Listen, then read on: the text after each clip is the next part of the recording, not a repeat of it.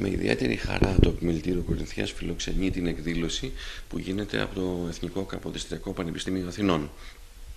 Έχει σχέση το σχολείο του Κωστή Παλαμά με τη σύνθεση του πολιτισμού, του τουρισμού και είναι ένα τμήμα το οποίο θα καταρτιστεί στο Επιμελητήριο.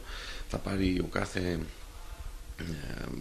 ωφελούμενος ένα πιστοποιητικό παρακολούθηση σημαντικό και τα θέματα τα οποία θα συζητηθούν εδώ νομίζω ότι αξίζουν να τα παρακολουθήσει κανείς.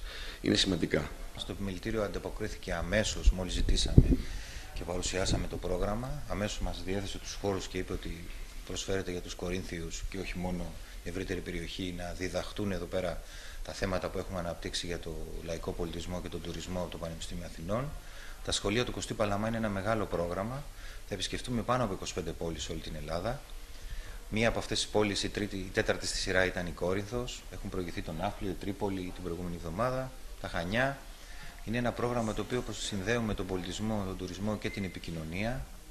Η ελληνική κοινότητα το έχει αγκαλιάσει αυτό το πρόγραμμα. Είναι πάρα πολύ σημαντικό, πάρα πολύ ζεστό η ατμόσφαιρα. Είναι και πάρα πολύ θετικό για τους ωφελούμενους το ότι γίνεται ένα πρόγραμμα με ένταση, σύντομο, των 3,5 ημερών. Δίνεται μια πιστοποίηση των 35 ωρών, την οποία μπορούν οι ωφελούμενοι να αξιοποιήσουν μετά επαγγελματικά και φυσικά να αποκτήσουν και τις δεξιότητες του προγράμματος.